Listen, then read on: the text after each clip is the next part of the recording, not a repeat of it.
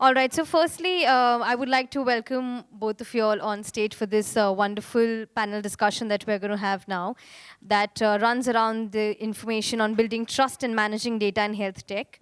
So firstly, I would like to introduce our speakers to all of you all. We have with us an expert in digital health and regulatory compliances of healthcare, standards and guidelines, example, telemedicine, practice guidelines by MCI and Niti Aayog, Ayushman Bharat Digital Mission by National Health Authority, Personal Data Protection Bill 2022 and Digital Information Security in Healthcare. We have with us Mr. Sujeet Katiyar, a huge round of applause again. Digital Healthcare and Regulatory Compliance Advisor from Surisolis, a huge round of applause.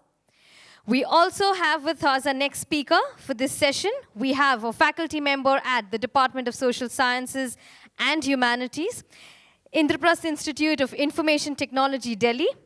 She holds a PhD in sociology and anthropology from IIIT-Delhi. Her current research in collaboration with Indian Institute of Technology, Delhi, is examining intersections of gender, health, and digital technologies with a focus on emerging Femtech landscape in India. Dr. Paro Mishra, Assistant Professor from IIIT-Delhi. Again, a huge round of applause before we deep dive into the panel discussion ahead.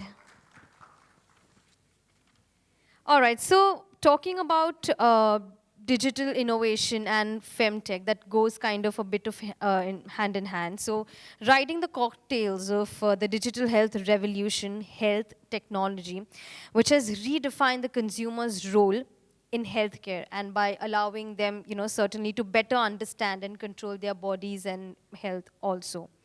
This newfound, if we can say as an autonomy, has also contributed to the rise of a lot of robust technology. We have a lot of applications, like we discussed in a lot of sessions that have come out.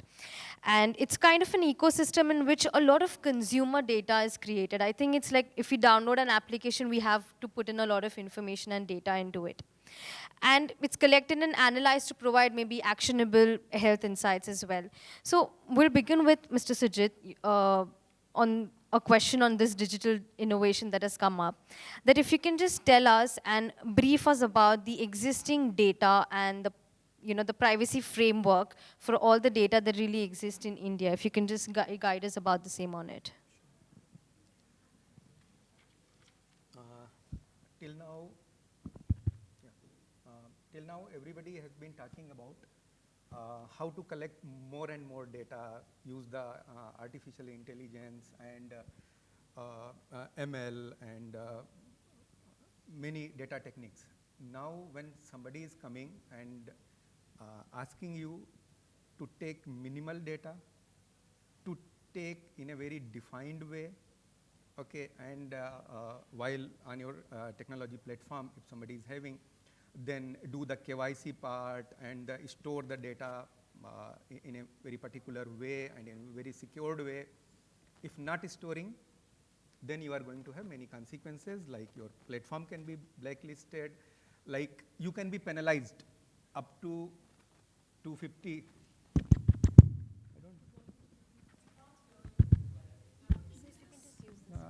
This will be better. Hello? Now better? Hello? Yeah.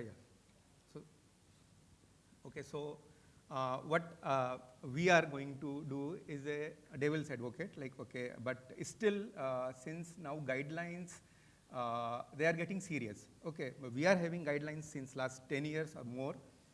Okay, so to start with patient data, privacy and security.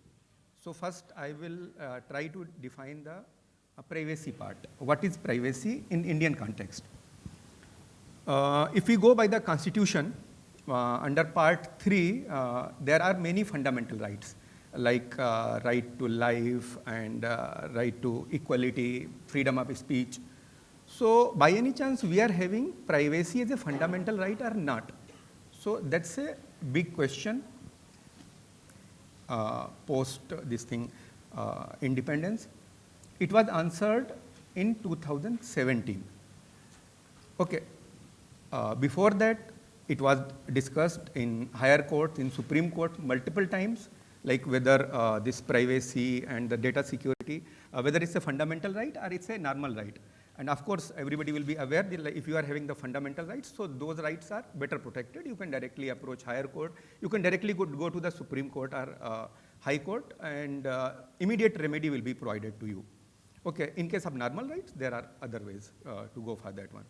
So multiple time in Supreme Court, many cases were discussed.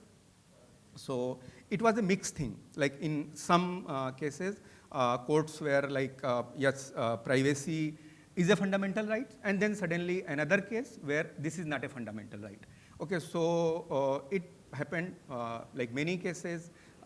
Take example of MP Sharma case. That was like landmark case for I think decades. So then came the case of Justice Puttaswamy. I think many people might have heard about this name, this Justice K. Puttaswamy. So he is actually justice from Kerala High Court. So he came up with the thing like there were 3 questions. So out of 3, 1 was related to whether this privacy is a fundamental right or not.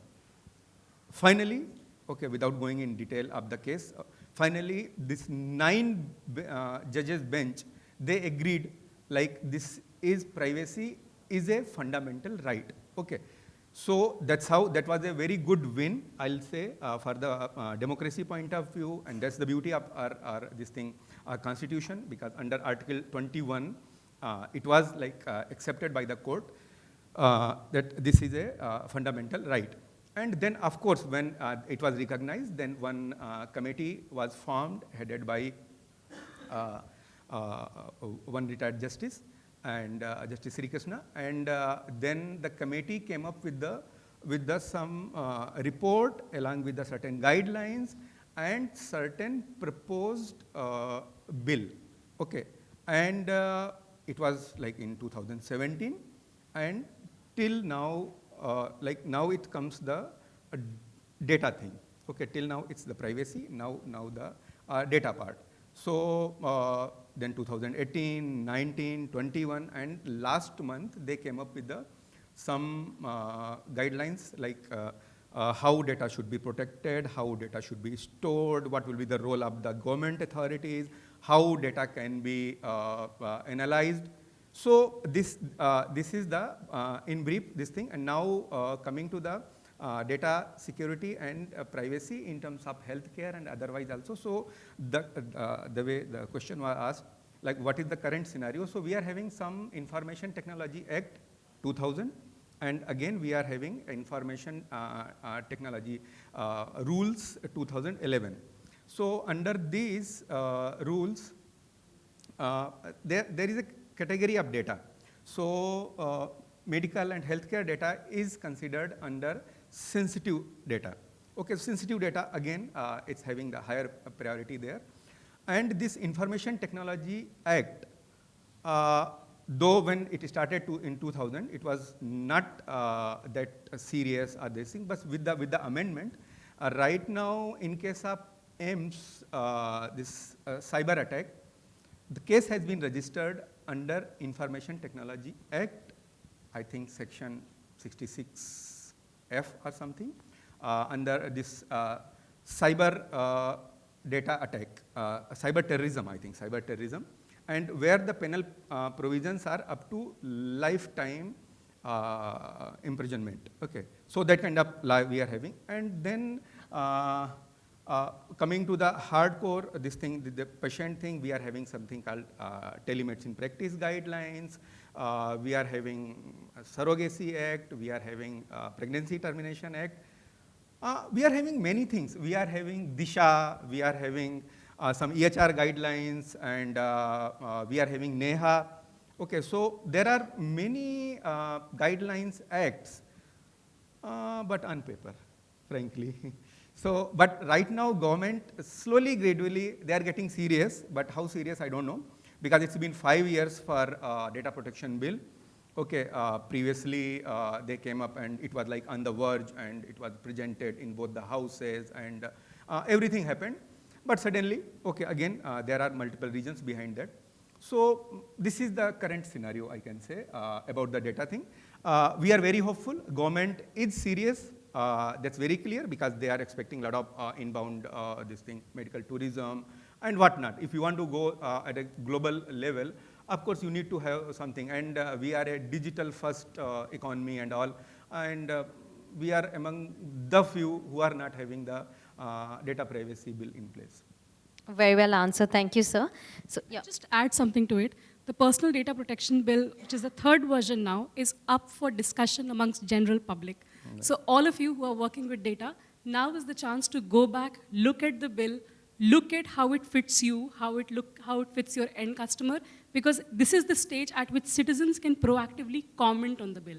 And then, of course, whatever will happen in both houses of the parliament, that's another story. I'll also take this moment to say, it's difficult to grasp the language of the bill. The government this time has tried to really simplify it. That's the good thing about the bill. But the important thing is that there are also organizations who are working for simplifying the bill for average citizens like you and me, who do not understand legal jargon, which Sujeet is very well accustomed to understand. We are not. There are institutions like the Internet Freedom Foundation, which is based right here in Bangalore, right, who are doing the task of simplifying the data protection bill for us. So I think as somebody who's invested in questions of data, from the healthcare perspective, now is a good time to go back and look at it. Thank you, Dr. Paro, for that. So we will dwell between Femtech and the data privacy hand in hand. So my question to you, Dr. Paro, is that you're one of the few experts who are researching Femtech from a gendered lens. So my question to you is that is gendered lens crucial and in studying Femtech? Why so? Frankly, gendered lens is crucial in studying anything, right? Not just Femtech. We have been discussing for the past 2 days now how women have been marginalized in healthcare and things, and so we need a gendered lens. But I just happened to post-lunch walk inside the women's washroom, and there's a baby changing station. It should be called a diaper changing station. People don't change babies inside bathrooms, right? Unless mothers are really fed up of the babies. But the simple fact that a baby changing station is housed inside a women's washroom, I'm sure none of the men saw a baby changing station inside the male washroom, tells us something about how a gendered lens was missing in the very planning of the architecture of a place. So a gendered lens is important for budget. It's very recently we've started talking about gender budgeting. For the longest time we didn't speak about it. Gender is important in looking at planning commission, gender is looking, now the Niti Aayog, gender is important in looking at the ways your cities are designed. There's ample literature from across the world which shows how women navigate the city versus how men navigate the city is very different. Women make multiple trips to the market to bring a child back home, to drop the child to school, while men go from office to work to home and home to work. The travel patterns differ, so pavements are needed much more for shorter trips than really broader roads for cars to move. A gendered lens is very, very important. That deserves a huge round of applause. There's no exception there. The fact that we have spoken about how medicine has been biased in favor of men, women were not included in the clinical trials, women's health conditions, their diagnosis, which is different from the de facto male body. We have discussed all of this in detail, which foregrounds the necessity to bring back women into these conversations. And I would also say that one of the reasons why we need a gendered lens is not simply to include women, but also think of women beyond their reproductive potential, right? Unfortunately, a lot of Femtech landscape, not just in India, but elsewhere, has solely focused on the reproductive body, right? Which is basically the onset of menstruation to menopause. Fewer very interesting conversation on menopause, much needed. But we have said diabetes affects women differently, right? Osteoporosis is more prominent amongst women than amongst men. Heart attack symptoms are different for women in comparison to men, right? So the fact that we have to move beyond this reproductive understanding of the body to also a body as an entity just as it is for the male counterpart also necessitates having a gendered lens to it. One of the things which women experience in the healthcare is obstetric violence, which is not something that men go through, and which tells you about questions of access are gendered, questions of equity are gendered, questions of money available for funding healthcare are different. So many female entrepreneurs sitting, they are not looked at the same way a male entrepreneur is. And this is why you need really a gendered lens to approach the question of Femtech, much like everything else. Very well answered. So we just spoke, Mr. Sujit, about the data protection bill, and recently the Ministry of Electronics and Information Technology has come up with a draft Digital Personal Data Protection Bill 2022. So what are your comments about the draft bill? What would you like to say about that? Comments already given, okay, but still I'll add Just few can things add, yeah, there. if you can just add more to it. It's very simple, okay, because previously what was happening, government was trying to compete with GDPR in one go, okay, and that was not possible because they started with the personal data protection bill, then the name was changed to data protection bill because they were adding the non-personal data also there.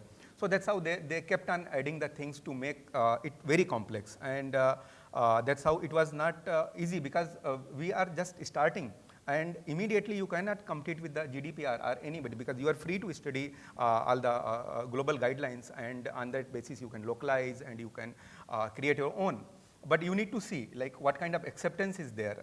In India, it's not easy. Okay, though we are having many guidelines as I suggested, and with the penal position, provisions also and other things, but still it's not accepted because healthcare is a state subject and the guidelines are coming from the center side. And again, because of constitution, you cannot make things mandatory. Okay, because constitution under fundamental rights, you cannot make mandatory. We could not make even Aadhaar or anything mandatory because we cannot do that one. Okay, so that's how slowly, gradually we can do it. With the Aadhaar, with the 70 pages, I think we are having 24 pages now. With the 90 guidelines, now we are having some 30 guidelines there. Okay, so it's better. It can be adopted. Whatever I have understood, it can be adopted. Certain things are not clear there. Okay, though penal provisions are really high. They are talking about some 250 crores, 500 crores, 50 crores. Okay, so that's a huge amount. And here the problem is like 500 crore can be very less amount for a big giant like Google, Facebook. But for any startup, even 1 crore will be a huge amount. So it should be proportionate to the size of the company. In legal, we call it a deep pocket theory. Like, okay, the bigger organizations, they need to pay more if they are doing similar kind of thing. But again, there is a question like they will be having some subsidiary or something for doing such kind of thing, if by any chance something. So, but still, I think these kind of suggestions are already given, as Dr. Mishra was suggesting. It's open till 17th December for public consultation, because that's again the good thing for the current government, be it's in the ABDM, they are like before finalizing anything, at least they are doing some consultation. That's mandated by the constitution. Absolutely. It's got nothing to do with the government. But still, and they, because even I have given certain suggestions and they have incorporated also in case of ABDM, okay, while the registries and other things. So, yeah, and again, the good things are, I'll say, data localization. Okay, again, but because there are many things left for the government to decide afterwards. Because right now, though it's simple, but like take example of data, by default, data can reside here in India only, till now. Okay, when they will come up with the definition of a friendly country, then in friendly country, you can store the data. Okay, friendly country can be US or any country. So that's again subject to how government is coming up with, because previously it was in a different way, like you need to store a physical copy here in India. That's again, all the Googles and Facebook, they were having many reservations against that one. So overall, I'll say it's a good step, and it's high time, at least we should start. Okay, whether even if we want to yes, yeah. water it down further, acceptable. Okay, but they should start, because that's how you will come to know, just by sitting and like involving very few things, you cannot decide the things. Let's start, okay, and then maybe we can have multiple iteration, and then we can. I agree with Sujeet there. I mean, we definitely need to have a data protection bill. It's high time. Speak of digital missions, digital health, and all of it in vacuum of data privacy laws doesn't make sense. But I would also say that to leave too many spaces in the draft is not a good way of approaching it, because then it gives the power of interpretation to the state, right? So I'll tell you a very basic thing. There's a clause about compensation to the aggrieved party if data breach happens. Right. The state has really said in section 43, article 2, that basically the compensation will go to the state treasury. If my data is being breached, how is the compensation supposed to go to state treasury? As a citizen, my rights are sent. It's personal data protection bill. It's not the state citizens data protection Absolutely bill. correct. And so there are these nuances which we really need to dive in. To say that the state will have the right to decide about the data in sensitive areas without defining what those sensitive areas are is a very, very fluid definition of a law. Remember, we are talking about a law. This is not a proposal. Once it gets approved in both the houses, this will become mandatory for us. And now is a good time to question it, to critique it. And please remember, I'm using the word critique and not criticism. Critique is meaningful engagement with the act, which is what citizens need to do in any country that identifies itself as the world's largest democracy. Yeah, I'll add few things there. Because this draft bill, this is not the ultimate thing. Puttaswamy judgment is there, okay, and otherwise also, if you are not happy with this data protection board, okay, with whatever the, judgment from their side, you can anyways approach High Court, Supreme Court. All the fundamental rights are still with you. But the fact that you have a data protection board in the first place, which basically means executive is trying to take the control of it, while the first control should be with the judiciary. And I think these are the nuances which common people don't understand, but as experts who are dealing with questions of data, we need to be very, very aware of it. Absolutely correct. So now we've also, Dr. Paro, we've got to know that there was a research that you had done in the past that, focused around datafied body projects in India, Femtech and the rise of reproductive surveillance in the digital era. So what were your key findings on this research? If you can just tell us about the same. So this is a very small paper that was published in 2021 in the Asian Journal of Women's Studies, which you're talking about. However, the study on Femtech is really ongoing. And I take immense pride in the fact that we are doing this a study because we are actually working with actual users of Femtech, right? So while Femtech is a very broad area, we have seen multiple sort of imaging technologies, apps, wearables.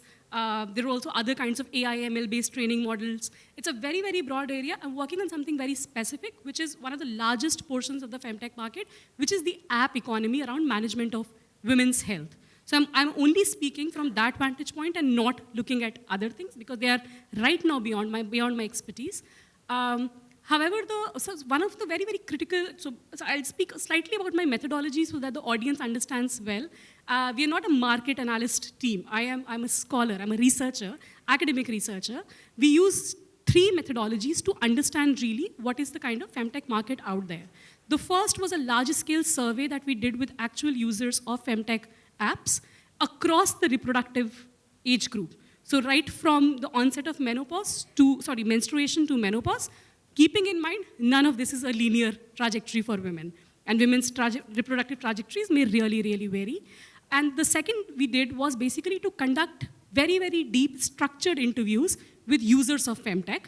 And we moved beyond the users to also look at the entrepreneurial side of it. We looked at the doctors who are on board as advisory groups on these apps. We are trying to also connect to coders who are behind the tech side of these apps, working with a lot of tech policy people who understand the legal dimensions of some of this. So it's a very multi-sided ethnographic kind of work that we are doing in collaboration with IIT-Delhi. And the one thing that we found out was, which may not be a great news for people out there, while there is a lot of market for Femtech, definitely, there are a lot of people who are using digital solutions for healthcare management. Unfortunately, still American and European femcare solutions are the preferred ones in the market. It may just be so because they have a wider reach, they had more money, they came early on, did advertising much more better over comparison to Indian startups. Whatever be the reason, but there is, so if I ask somebody which period tracker you are using, it is very, very likely rather than mentioning an Indian brand, they will say Clue or they will say Flow, which are not apps which are based in Indian market. And there are problems with it. The problem is specifically is that those apps are not designed for the average Indian user.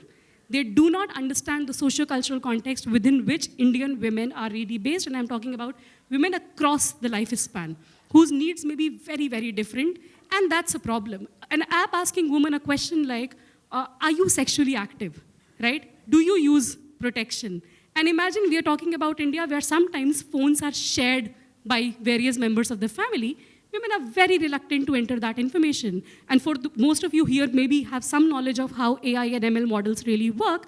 If you're entering partial data into the algorithm will never train itself well, right? Because the data value that the coder places on it versus the data value that the user places on it is essentially in conflict with each other, right? And therein where lies the irony of it. Some of it may not be too consequential. For example, an app telling a woman to consume an avocado sandwich, which is not easily available in India, is very expensive, way outside the reach of average middle class population to be consumed on an everyday basis. It's not tailored for us, right? And I think there is where there's immense potential of the Indian femtech landscape to really enter into these kinds of questions which cater to the cultural specificities of gender that India is really composed with, which unfortunately foreign market doesn't really understand well. But that is just one side of it, and I'll speak more about it. All right, thank you. So, Mr. Sujit, like we started off and I mentioned that we are moving towards a very digital era. Everybody is moving towards technology, and technology has impacted a lot of lives in some or the other way. So we all know that yes, technology is very beneficial, but it has advantages, but it has disadvantages too. So in today's era where technology has touched almost everyone's life, we are also facing very growing concerns of cyber attacks and hacking. A patient is justified in feeling worried about the same, in getting hacked and in getting worried about the same.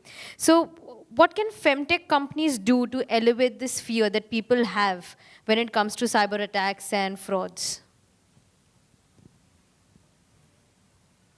Hope for the best and be ready for the worst. Okay, I'll explain you.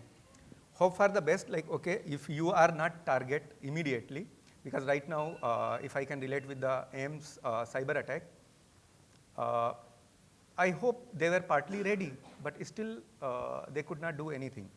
Okay, and at the same time, ICMR site was again tried multiple times, but they managed.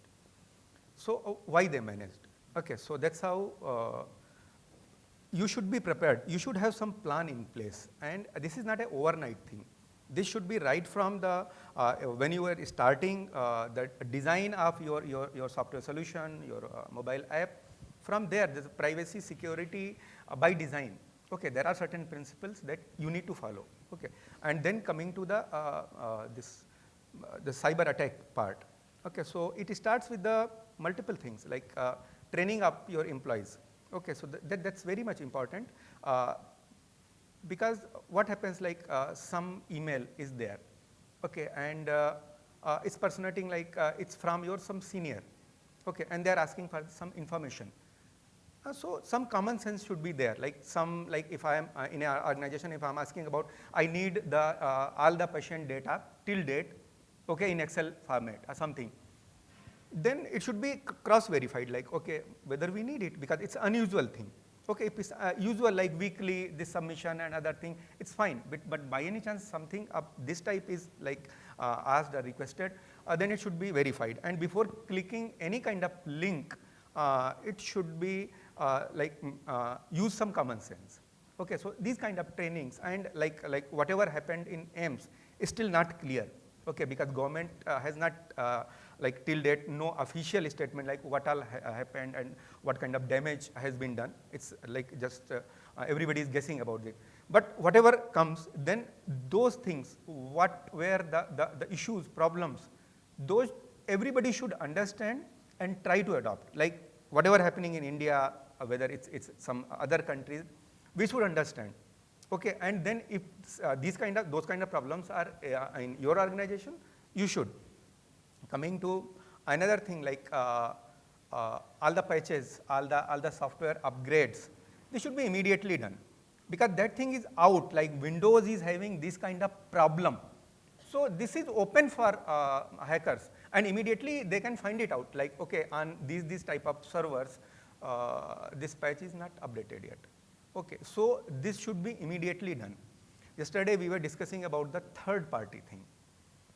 Third party, okay, you are like if you're any service provider or any technology service provider, is having any kind of window or any kind of a problem, that problem is your problem now, okay? And so that again, with whomsoever you are partnering with and you are sharing the data, you are taking the data, you are using any service, you should be very careful. You should check what all measures they are taking about data security and privacy and how they are protecting with the cyber thing. And then coming to the devices part, because everybody is moving with at least 1 or 2 or 3 or 4 devices, okay, and they are connected through Wi-Fi. It's very easy access for the cyber criminals. It's very easy access. In AIMS, there are more than 10,000 devices. I don't know how long they will take to identify like how it was compromised. 10,000 devices they are having, and it will take time. Still, they claim that they have started the OPD and whatnot, but I'm not sure, because with so many devices, you need to do the sanitization first, and then only you can plug into the network. Otherwise, immediately it will again start the same thing. So, there are many more things there, but again, you should be ready. You should prepare a plan. You should have some process in place. This is no more an ignored area. Now, after this AIMS thing, cyber criminals must be targeting here in India, because they know, because now they understand the volume of data. 40 million patient data, that's what people are like talking about, has been hacked, has been, I don't know, it's available on dark web for sale. So that's really, and it can be achieved, because at the same time we are having ICMR thing. And in I think 24 hours, within 24 hours, it was tried some 6,000 times. They tried their level best, but still we were in a position.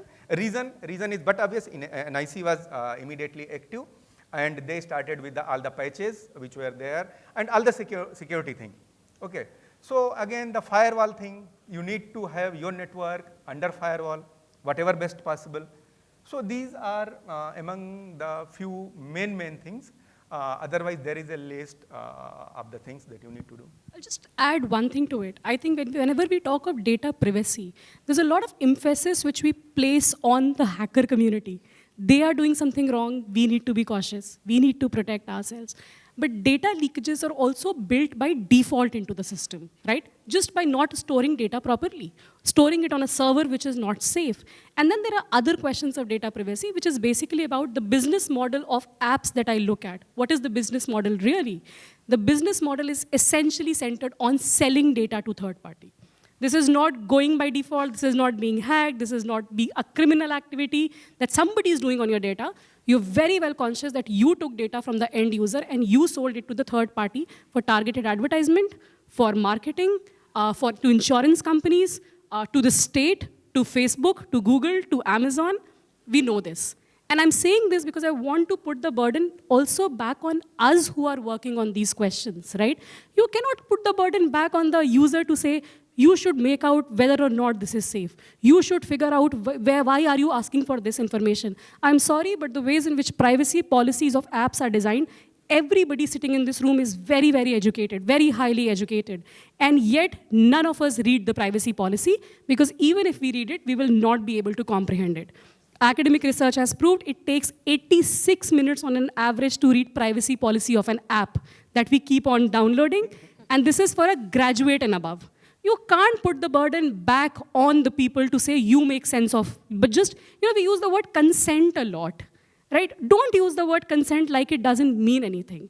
Informed consent is very different from understood consent.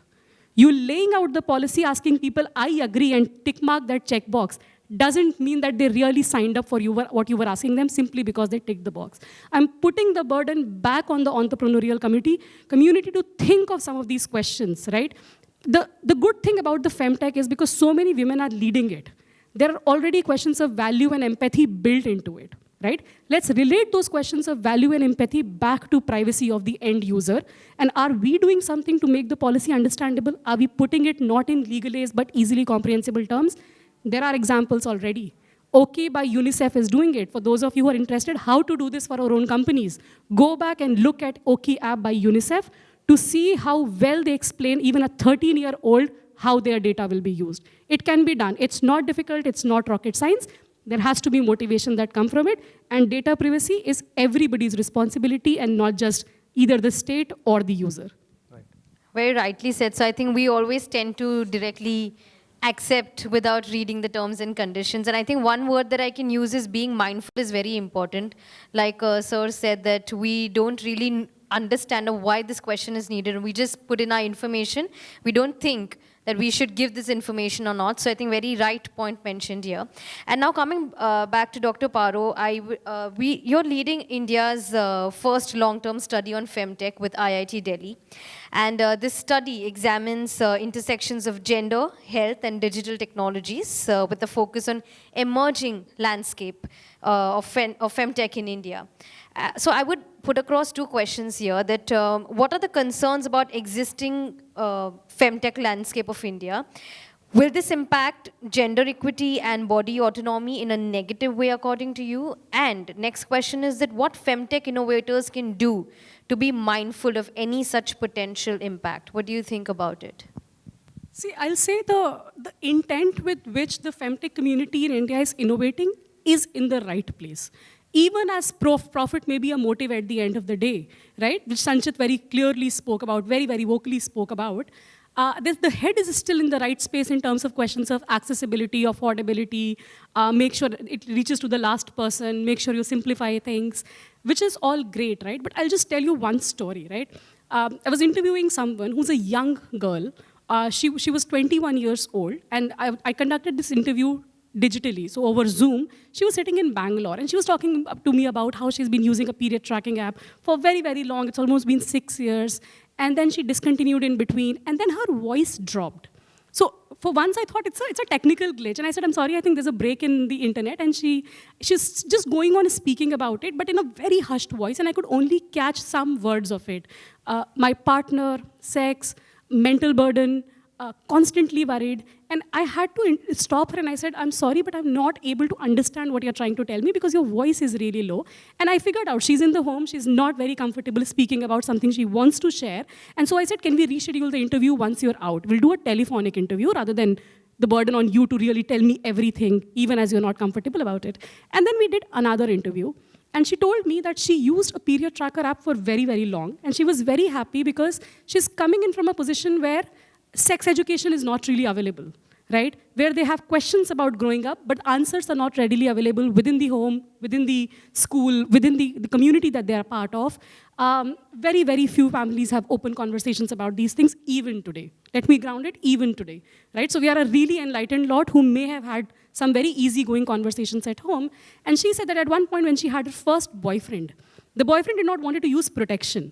So the burden of not getting pregnant was on her, and because she could not access contraceptive, the way a married woman can readily walk into a public health center and access contraceptive, while her boyfriend did not want to do it for himself, the burden of avoiding pregnancy was so much on her, she was using the period tracking app to look for her safe days. We all know this is not foolproof. Period tracking apps make a qualifier, do not use us as contraceptive, right? And yet, because there was no other option available, she was constantly using it, living with the fear she might get pregnant, which led to a lot of mental health issues. She was also seeking assistance for that. I think the Femtech community really needs to take into account stories like this. This is what I called small data. I know everybody's talking about big data, but nobody really worries about the actual experience of adoption of technology.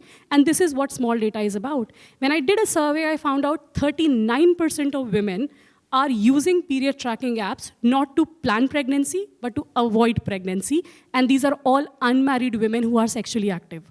The Indian landscape is drastically changing. Gender relations are changing. Women are much more vocal about their sexual needs and are fulfilling them, right? Are period tracking apps taking into account some of these complexities? Or are we still going by the idea that only a married woman is sexually active? I go to a pregnancy app, and the first thing it asks me, are you a mother or a father? We almost assume that people who do not conform to heterosexual gender identities would like to parent, right? So the very promise with which Femtech came, that we will emancipate women, that we will revolutionize healthcare in the hands of women, that this will lead to women's empowerment in the healthcare domain, is reinforcing very, very heteronormative, very, very sexist imagery. And the reason I'm talking about it is, no matter which period tracking app you open, or which pregnancy tracking or menopause app you open, you will only find pink color. You will only find pastel shades. You will only find symbolism which involve women who are invariably thin, women who are invariably fair, long hair. This is not what average Indian woman is really about, right? This is, you're ascribing to some very, very masculine gaze of what an ideal woman should be like. And I'm telling you, this is no accident. The coders and the developers of these apps are all men. These are all students who have just graduated out of their B.Tech programs, M.Tech programs from premier tech institutions in the country, and unfortunately have never been socialized into questions of gender. It's time we start questioning some of this. Remember, this is socialization. This is passive socialization. It shapes gender, right? It shapes your understanding of what women are, how men are. And I think I'll just add one more thing.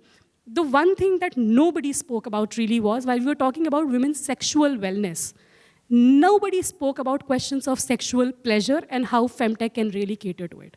If you just go and open your Google App Store or Apple App Store, and you try and search for male sexual and reproductive health apps, and you will have hundreds of apps which will come, which will help you count your thrust in beds, your calorie burning in bed, how loud your partner moaned, as if, you know what kind of ideas this is reproducing, right? You will not find a single app like that for women, but you will find a lot of pregnancy, parenting, period tracking apps.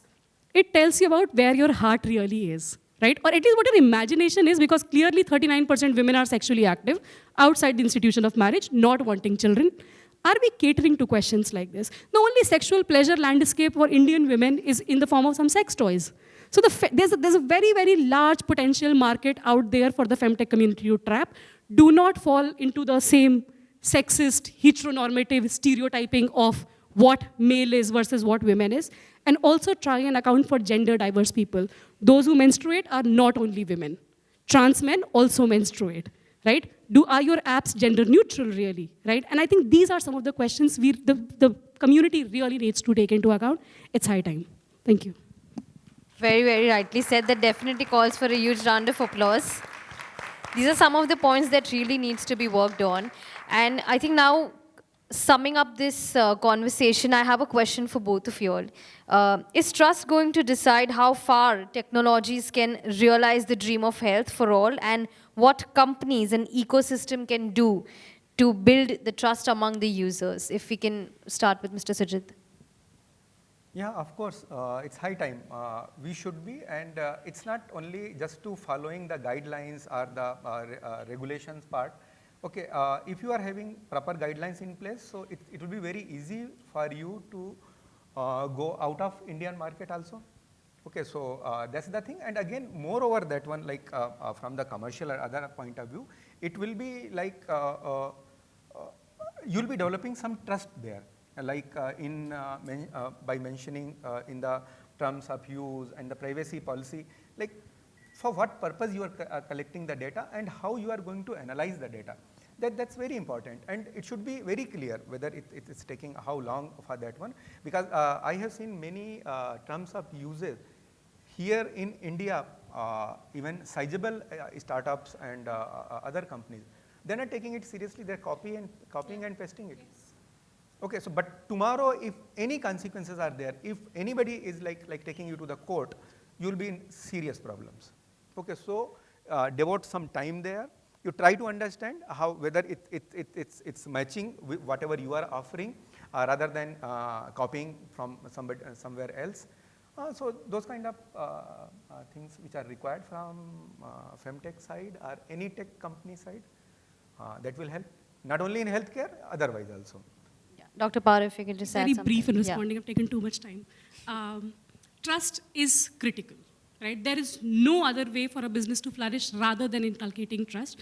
This example that I gave of the young girl, she said when she got to know that the app that she was using was basically selling data to Facebook, she discontinued using the app and she said, I went into utter shock because I know individually it may not be able to locate me. And yet I felt violated. And she used this line, which I'm quoting from her interview. She said, I use that app as a one-stop Sakhi center for me. It was a friend, it was a confidant, it was a guiding force in my life when I had nobody else to go to. So look at the value that she's placing on that one app in terms of navigating her life. And yet when she found out that this app is selling data to Facebook, she felt violated. She felt exposed. And she said, I felt naked, stripped at that moment, right? And she's also somebody who's going through a lot of mental health challenge, sort of, for several reasons, right? So trust will be critical. I also feel the one area where energy really needs to go in from the Femtech community particularly is, before you launch your app, product, service, go and speak to people, right? I think I work with engineering students who are all creating their prototypes in the second year, third year, fourth year onwards, and I sense a reluctance in going and speaking to the target audience about their needs. They come up with their imagination of what they think is what the customer need. The customer's need may be very, very different, right? And any new community that is coming up around a possible wearable, a solution, a tech, a technology, whatever, an app, go and build and invest some time in working on the ground with people whom you're trying to cater to, right? Otherwise, you'll keep operating only in metropolitan areas. If you only use social media as a promotion strategy, you'll be catering to a very, very niche market, while there is a huge, huge potential out there. Please, I mean, it's a sincere request because I work so much in the app domain, do not come up with another app. For some time, don't. Unless you really feel there's a necessity to come up with another app.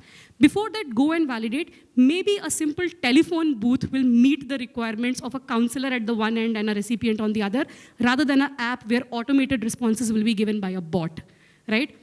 Tech is great, but tech has to be grounded in the social context. Otherwise, the adoption of tech will be very, very superficial, right? One thing that the entrepreneurial committee constantly asks me is, are we reaching to tier 2 cities? Are we reaching to rural areas? Do you think there are people who are in small towns using our platform?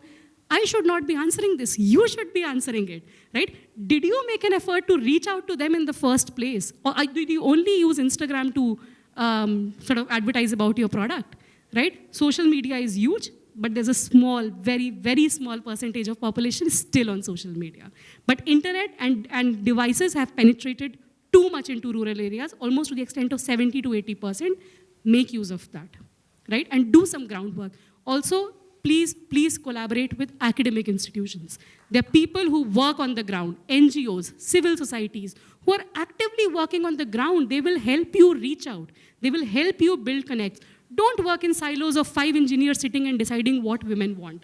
Don't work like that. It is not a great idea. Thank you. Thank you so much, Dr. Paro and Mr. Sujeet. I think we had a very insightful discussion, and I'm sure has added a lot of value to why we are here today. And now the floor is open to questions. We can take probably 1 or 2 questions since we're running short on time. So yeah, can we pass the mic there?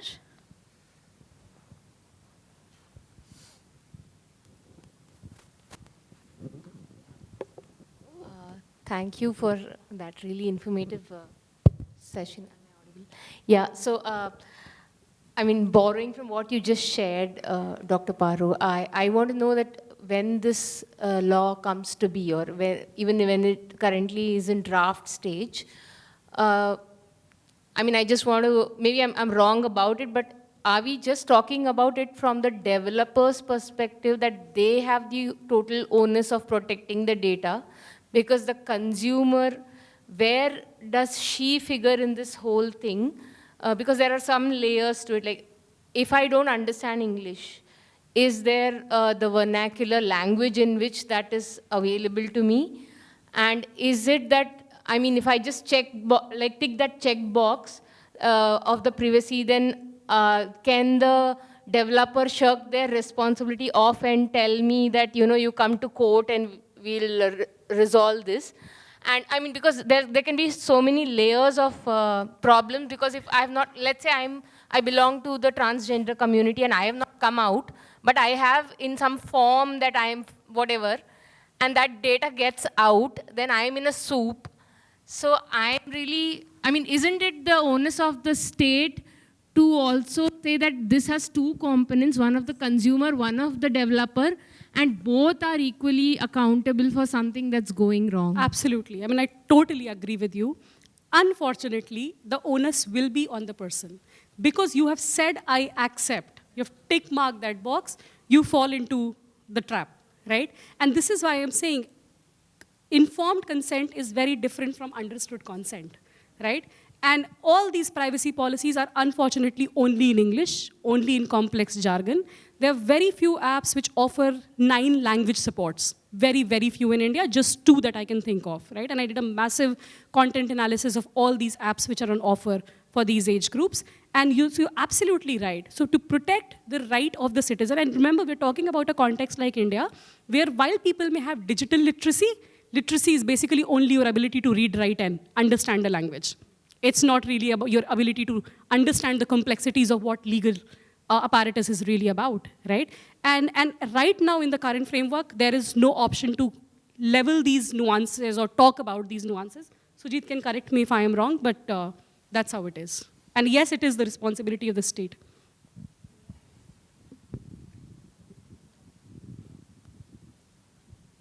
Yes, so my question is, basically I live in Switzerland, and for Miara, I had spoken to women in Switzerland, and they told me that irrespective, so about an app, about using an app for their women's health.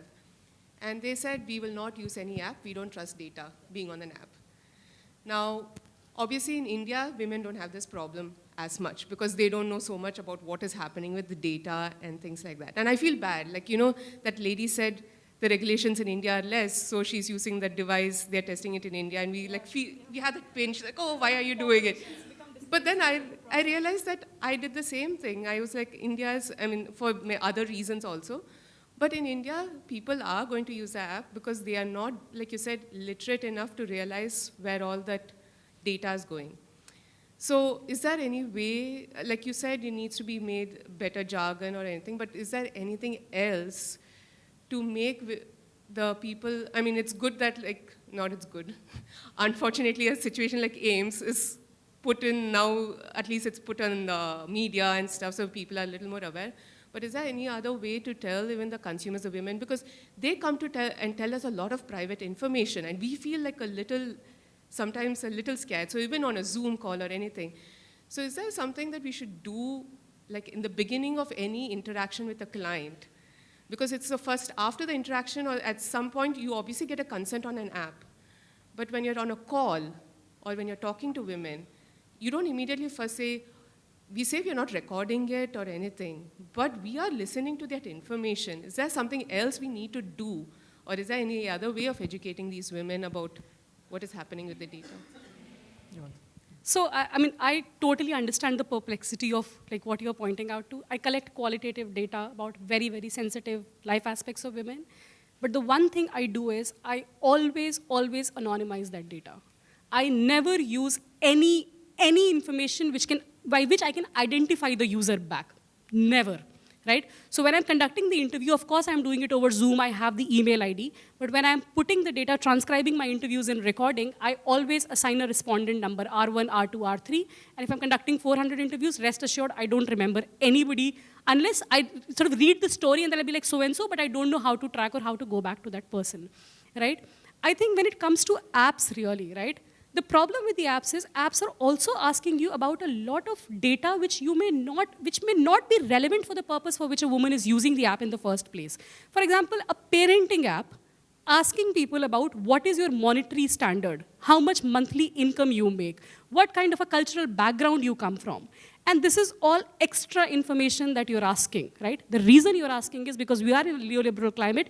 You want to basically send targeted advertising for pregnancy products, baby products to them, right? But this is information that people are not very happy to give. And by the way, women are very active. Any information they feel, why is this being asked? Women also very actively assert their agency in not providing that data, right? For example, something as basic as if somebody is trying to use the app to plan a pregnancy, right? The app will also ask questions like, what is your cervical mucus quality? Now we know that doctors sitting here who will clearly say your cervical mucus quality varies according to, you know, which phase of the sort of month you are and whether in the luteal phase or whatever phase, we know there's a correlation. But average Indian women don't understand cervical mucus quality. You keep putting words like egg white, thick, runny egg, or whatever. And women don't understand or comprehend that information, and so they will not fill in that information. Once they don't fill in that information, the algorithm gets affected, right? And yet the app is constantly being used to plan pregnancy and monitor pregnancy. And I think these are things that the apps really need to be sensitive about. What kind of data are you asking? Location data is always asked by period tracking apps for no reason, even when there is no doctor teleconsultation built into the platform. You don't need location data to be given onto the app. Of course, the challenge is how do you educate, right? So when I started doing the study, I knew that I'll be working with women who are pregnant or trying for pregnancy. And I got a doctor on board because I was like, if anybody needs a medical help, there should be somebody in my team who's able to offer it because that's not my expertise. I will not be able to do it. And you can't simply keep extracting data for research out of your research participants. That is purely unethical, right? And I think these are the questions of ethics, of values, of sensitivity that really app developers need to account for, right? In terms of what is information that is crucial, what is not, can you minimize personal data into this? You can still train your algorithm, but don't ask for name, don't ask for telephone numbers, right? Now you'll say, no, but we want to send targeted advertising, how will we do it without a telephone number? I installed an app for the purpose of research. Now every day that app, I'll not take the name, keep sending me baby products. That you need to buy this, you need to buy that. I don't need to buy any of it. Or if I need to buy, I'll buy it on my own, right? So this is what I'm saying, right? Data for the purpose of what? Is it data for the purpose of providing healthcare, or is it data for other kind of purposes? And I think it's a difficult question. It probably needs a lot of interrogation at the level of those who are creating it. But at some point, if you're concerned about it, you will have to take it into account. Yeah. All right, I'll add one thing. In DPDP, data protection, digital data protection bill, it's very clearly mentioned like minimal data you need to take. Minimal data with purpose. For what purpose you are taking? If you are taking for X purpose, you cannot use it for Y purpose. Like take example of this conference. Like you have given your email ID, mobile number. So they can use it for informing for the next this thing. They cannot use it for the like any product information sharing. Okay, the consent and the deemed consent concept is also there. So in very rare cases, you can go for the deemed consent. Otherwise, it's consent, one-time use, and data collection, the purpose, and for how long you are going to store. So everything, I think it's a good piece of this thing. Provided it should be like in next session, it should be tabled and passed. It will be helpful. That's what. Yeah. Yes, I think we have one question there. Hi. Yeah. So I don't actually have a question, but I wanted to join your conversation a little bit. My name is Karina. I'm the founder of HumCare, which is a health tech startup for parenthood and every stage of parenthood. So I wanted to essentially say that as a woman and being scared of all the things related to data and being afraid of putting personal information online, there are startups actually out there that are very, very cognizant of this. And there are new startups just like us that are not selling data at all to third parties. For us, our primary goal is empowering our consumer and the people that use our app and actually helping them better their mental health, physical health, emotional health. So that's definitely something I think we need to look out for, because there are a few of us, minority, but a few of us that are looking for that and providing that. One thing I did want to say a big thank you for was talking about the privacy policy. Ours is also complicated to read. I definitely admit that, and it is built by a legal team full of jargon, which I probably don't understand myself. So that's something we will be amending after your wonderful suggestion. So thanks for that, and thanks for a great session.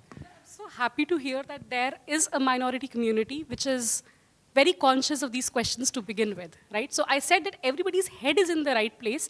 The execution really varies, and I'm very glad to hear that there are also companies at the execution level who are very, very cognizant and mindful of it. Probably you will become the trendsetters for others to follow. Yes? Yes, and if we can just take that question, the last question here. Hi, Dr. Paro. That was a very lucidly put set of points. My question is on the apps that you are studying. I'm one of the people who've been using Flow simply because I didn't find any of the Indian apps, and I'm not a judge on them because I may not have tried too many of them, to be as accurate in their predictions and also to be as engaging. I think that's also because the US is far ahead of us, and their apps have kind of developed and become much more better in their UI UX versus the Indian applications.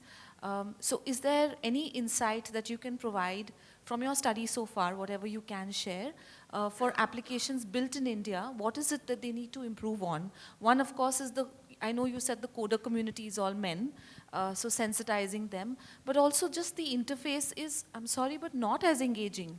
The kind of notifications that I get are very apt, and I want to reply on them, and I can see that the moment I send one reply, it's updating the predictions. And because of the app, I've been able to sort of preempt a gynecological condition, which I probably would have ignored for months. Yeah, so just any insights on that? So there's several, right? I think the one suggestion which I will really give is help people personalize their experience, right? I think the good thing about both Clue and Flow is they offer a lot of personalization and customization when you're creating your profile in the first place. Offer that to people. It can be something as basic as creating an avatar for yourself as you do on your Apple phones or Apple watches, right? It helps people relate to the app on a sort of more personal level. The second thing, keep it as simple as possible. Too much of information clutter on the app, too much of moving information on the app is definitely, youngsters might be okay with it. And remember, because I've looked at a very broad spectrum of age groups, while youngsters found it much easier to navigate on the app, for women who were in their menopausal stages, 45, 48, they found the apps to be challenging because the interface of the app was so complicated for them to interpret. Too much information on one screen, too many questions, too many links to articles which they want to read. I think the importance is not quantity here, but really quality. These apps also serve a lot of educational purposes, right? Information sharing purposes. And it's very critical for apps to verify what information is being shared. We all say there's a community of pregnant women on one particular pregnancy app, right? Is the information before being made public verified, right? Is it really? Pregnancy experiences can drastically vary for populations, right? For women particularly, right? And so some kind of vetting of what is the right information. The one thing that I found out in many Indian apps was unscientific information going on the apps, right? Something as funny as vaginal fumigation. You speak to any gynecologist, any doctor, they will tell you vagina is not a place to clean. Vagina is not unhygienic to begin with. You don't need to fumigate your vagina. I have apps where there are more than 10 lakh subscribers already, and the app is promoting vaginal fumigation. Women can end up burning themselves, right? This can be disastrous for women. Rather than helping them, this can be into another direction altogether. Holistic apps are great, which are talking about yoga, which are talking about some kind of meditation. Those are great. But let's be very, very mindful. We should not breach the scientific boundaries to enter into a domain which is already so challenged within the scientific community. You want to offer solutions which are robust and which are not grounded in some very traditional ideas of how your great-great-grandparents would have thought the womb environment to be like, right? So I think this is where quality over quantity, verifiability of data, simpler interfaces, less information but robust information is what I would really urge the apps to follow. All right. Thank you so much, Dr. Paro and Mr. Sujeet, for joining us for this panel discussion. A huge round of applause, ladies and gentlemen. I think we have some more questions and hands coming up. If we can please take that separately. Yeah, all right. We can, ma'am, we just can take that one question there. Yeah. There are too many hands, and I'm really gauging who to give the mic to now. So this is key again on privacy and data, right? Because one, initially you all spoke about data privacy, and we always talk about the developers and the users. But I think, isn't it time that governments, like we took off TikTok, isn't it time that governments put the onus on a bigger body that controls mass majority, which is the operating systems, and put the security on the operating systems. Because a lot of developers place their apps on the web, but because operating systems allow third-party apps, right? That's where a developer that has, an honest view of saying, I'm going to have this information, but then you have these third-party apps that hack into that. So that was one, right? So what is the current scenario in putting that that onus on an operating system of having the operating system safe rather than me having Bitdefender on my phone, right? And the second thing was, we did talk about collecting and selling data, but a lot of these apps, and the Femtech space right now is lacking in research and design. So a lot of these apps, a lot of products that are being used, they're collecting a lot of data. So is there a way that these startups, and I've spoken to quite a few startups, where they can monetize from government or different bodies, like the Gynec foundations, that are willing to spend money to these apps to collect that data, even though it's anonymized, and that way the apps can gain from it, plus also maybe the user can gain. Because obviously we tell this is a service, you pay for this service, and we help you with the back and forth. But data is always a third revenue stream for app developers or a company, where they sell it and they make the profit, but that never trickles down to the user. So what's the, maybe a thought process on this? Operating system, first one. From operating system point of view, you can talk about the data security. Data privacy, when data it will be accessed, it will be shared, how operating system can control it. That I am not able to understand. Not data privacy, but data security, because data security is the first form of data privacy. Right. Unless your data is secure, there's no way it can, obviously all apps are collecting data for different purposes, right? For that purpose, this Amazon and they are offering a better kind of service rather than fully relying on those services and those storage mechanism. One can use the encryption part from their own side. Okay, though it might reduce, like when you are searching the data, search response might be a bit slow. Okay, but still things will be more in your control if you are using any encryption logic. Okay, so that much I can say. Second question, what was it? So the second question is, how do we get apps, to monetize the data rather than sell it to a Facebook or for third-party apps? How do we monetize this from agencies for R&D, as well as also maybe have reward programs, which is lacking? I think some bit of monetization via R&D is already going on, right? So there are sort of scientific endeavors which are being subjected to, for example, a very basic thing, right? We talk about Niramai, right, or cancer imaging, and there are multiple kinds of imaging platforms. Please remember, the imaging and the training of the model is not being done in vacuum. The training of the model is basically being done on data that public health hospitals are really collecting. The only unfortunate thing is that the end user is not compensated for that R&D. Right. So the grant might go to a IIIT because IIIT now works with AIIMS data for cancer imaging, but the end patient from whose images, cancer imaging images I'm really using to train my own model, does not get really compensated in the process, and that's a hugely, hugely unfair deal for the end consumer. Unfortunately, in the digital health landscape, the consumer becomes what we call presumer, right? He or she is both the producer of the data as well as the consumer of the data, but does not get any return apart from the service for which, in the first place, they may have used the data for. The data may be used for n number of other things. I might be interested in period tracking, but my data is just benefiting, mom and me in terms of projecting their annual sales. I don't get to benefit from it, right? So I think it's already going. This data that is collected is already going into clinical trials, clinical diagnosis, in terms of sense making, in terms of analysis of big data, where the states, along with academic institutions, research labs, are already working on this kind of data. But the pitfall is there's not too much at the consumer end of it from this data, nor do they understand what their data is being used for.